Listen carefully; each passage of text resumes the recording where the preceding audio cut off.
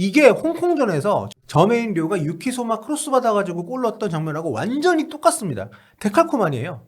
게다가 저메인요 선수는 올 시즌에 J리그 소속팀에서 스트라이커로 뛰면서도 필드골이 한 골밖에 없는 결정력이 좋지 않은 선수입니다. 지난 시즌에 반짝 골을 많이 넣었었고 이번 시즌은 부진한데 그런 선수에게 무기력하게 무너졌다는 거 굉장히 좀 안타깝고요.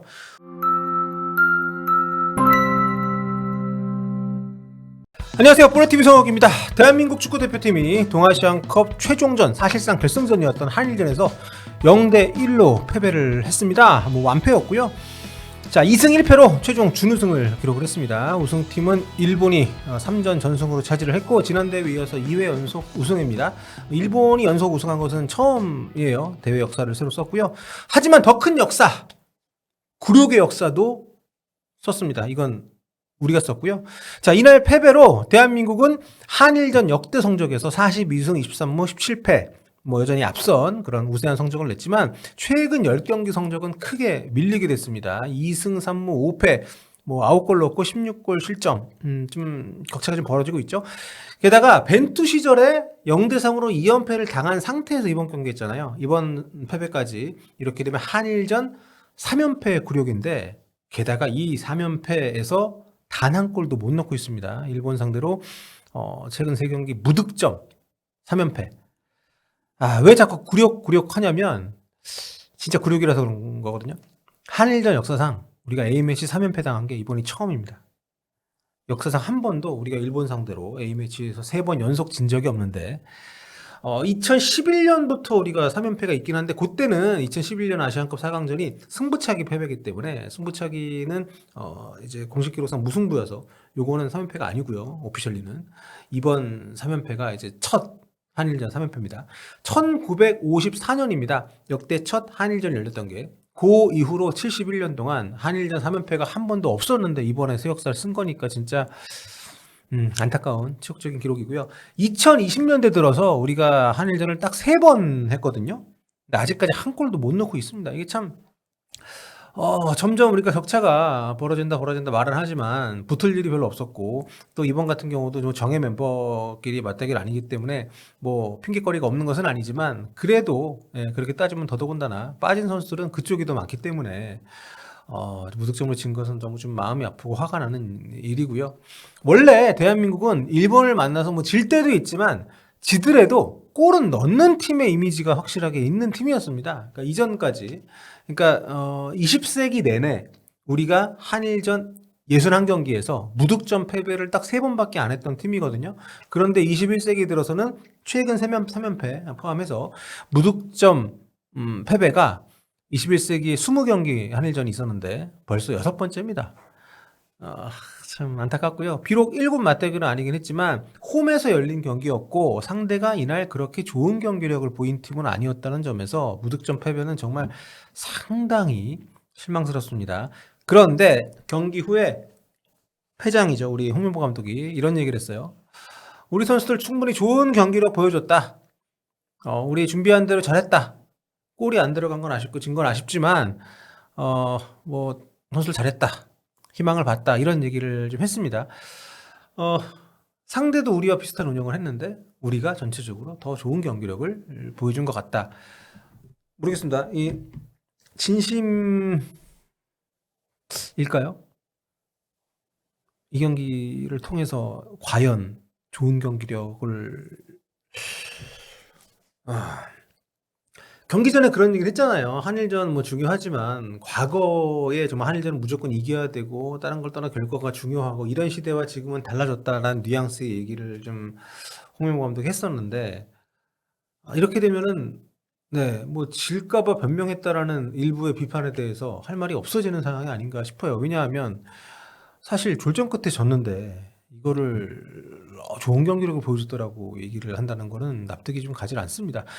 몇몇 선수들의 대표팀 지속 발탁 가능성을 발견했다고 얘기를 한 것은 저는 인정합니다. 이번 경기 수학이었다고 보고요. 다만 이 시합은 감독의 게임 플랜에 좀 아쉬움이 있었어서 더 좀 결과가 좀 아쉬웠다는 점에서 결국에는 선수들보다 감독이 문제다라고 얘기하고 있는 팬들의 그런 지적이 이번 경기에서 또 한번 증명된 게 아닌가 이런 좀 생각이 좀 듭니다. 이 얘기는 뒤에 좀 더 얘기를 해보도록 하고요. 자, 이번 대회 개인상 MVP는 일본의 저메인 료. 이번 한국과의 경기에서 결승골로 썼던 저메인 료 선수. 이 골로 이제 홍콩전 4골 더해서 총 5골로 득점왕까지 됐고요. 최우수 골키퍼는 결승전에서 정말 결정적인 이날 유일했던 오세훈 선수의 유유슈팅을 슈퍼 세이브로 막아냈던 일본의 오사코 게이스키 골키퍼가 받았고요. 최우수 수비수상을 우리 이제 김문환 선수한테 또 수여를 했던 동아시안컵 주최 측 수상 내역이었습니다. 자, 경기 얘기를 해볼게요. 네, 일단 기록을 보시면 우리가 0대1로 졌고요. 슈팅 숫자가 8대4였습니다. 상당히 재미가 없는 경기였어요. 공격적으로 그렇게 막 다이내믹하게 뭐 확실한 찬스들을 많이 만들어지지 못한 두 팀이었기 때문에, 게다가 일본은 후반전 거의 뭐 공격을 안 하다시피 했기 때문에 눈에 띄는 수치는 이거죠. 두 팀 유효 슈팅이 전후반 통틀어서 하나씩밖에 없었습니다. 야, 일본은 단 하나의 유효 슈팅이 전반 7분에 나와서 그게 저메인 료의 이제 결승골이 됐고요. 우리 유효 슈팅 언제 나온지 아십니까? 후반 39분에 나왔습니다.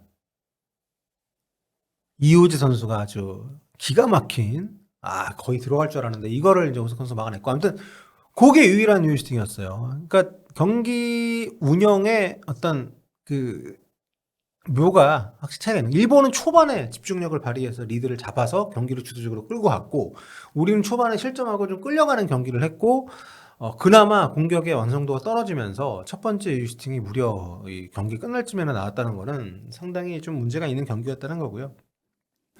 그리고 코너킥을 우리가 11번을 쳤습니다. 위협적인 장면이 거의 없었어요. 제공권 싸움에서도 좀 어려움이 있었고, 세트피스 훈련 자체를 좀 충분히 하지 못한 것은 아닌가 싶을 만큼 뭔가 약속된 연결이 제대로 나오질 못하면서 저 수많았던 기회에서 결정적인 상황을 만들어내지를 못했습니다.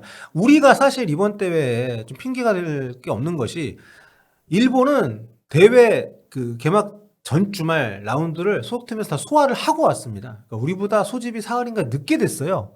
근데 우리는 좀 일찍 됐기 때문에 훈련을 해도 한두 판을 더 했을 거고, 준비를 해도 더 했을 거고, 상대 분석을 해도 더 했어야 되는데, 오히려 이번 경기 전반전 운영을 보면 일본은 착착착 맞아 들어가고, 우리가 볼을 잡았을 때 우리에게 붙는 선수들의 압박 동선이라든가 압박 강도라든가, 그리고 압박을 하는 목적성이 뚜렷한 장면들이 상당히 많이 나왔습니다. 그래서 우리가 계속 전진을 하지 못하고 백패스가 전반에 굉장히 많이 나왔고요. 또 우리 진영에서 볼을 뺏기는 장면도 많이 나왔고 실수도 많이 유발이 됐습니다.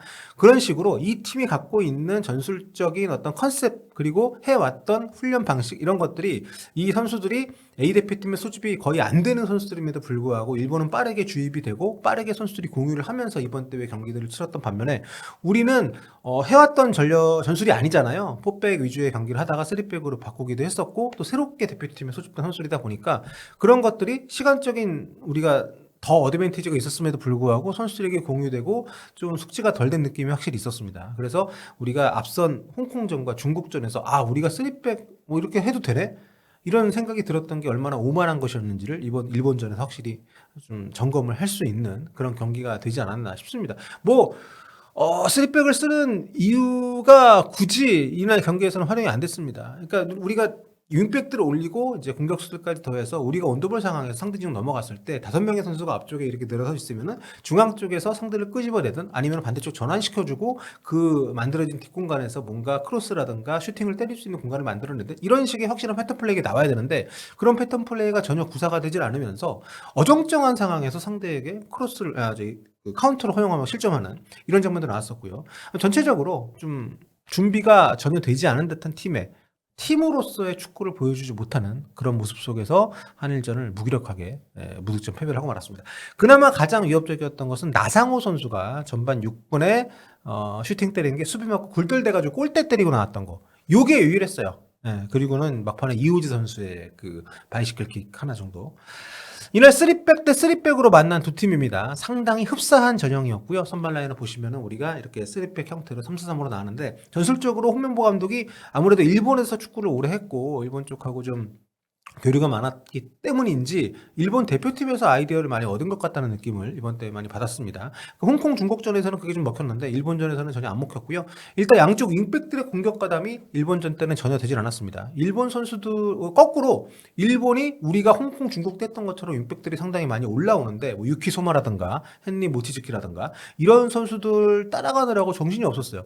윙백들이 올라오고 윙어들이 안으로 들어가서 공격을 도와야 되는데 이런 연계가 거의 나오질 않았습니다. 이번 시합에서는. 도리어 일본이 높은 위치에서 압박이 상당히 좋았고 우리가 전반에 엄청 많은 백패스를 좀 어쩔 수 없이 하면서 상당히 위축된 그런 경기 운영했습니다. 그러니까 전반만 놓고 보면 완전히 발린 경기였고요.